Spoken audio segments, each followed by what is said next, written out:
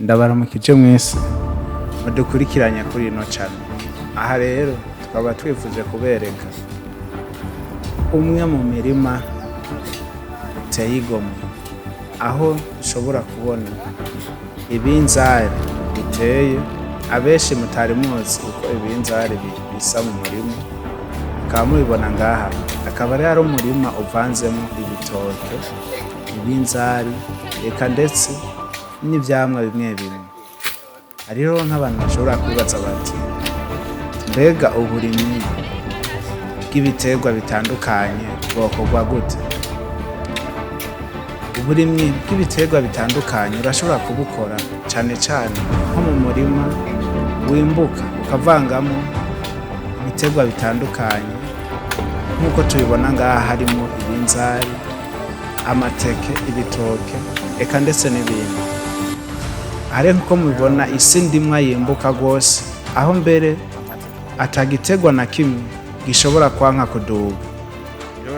Rero muri wa mugambi wa kijambere akaba hari umugambi wo kuhashira ibiterwa bimwe kugira ngo iyi si ndimwa ibashe kuzoza iratanga umwimbu mwinshi rwose gusumba ngaha.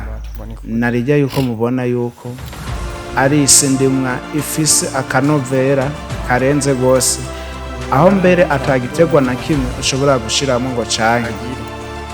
Bakunze mudukurikiye, mwahora mwibaza vyinshi muti mbega hari ahantu hacimbuka batashizemo imyavu y'ikizungu?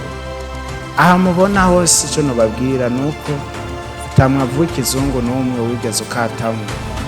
Akaba ari isi ndimwa isanzwe, aho ushobora gusangamo abantu, abarimyi mbese bashiramo ibintu bitandukanye, bakimbura ku rwego rushimishije.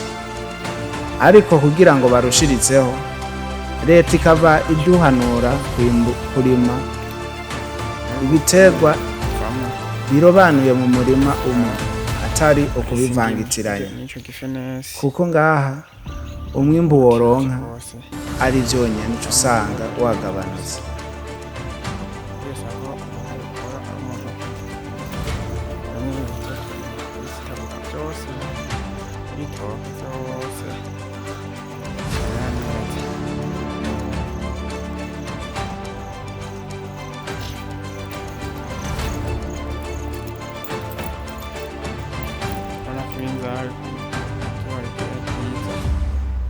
Bisa n'ibitaboneka.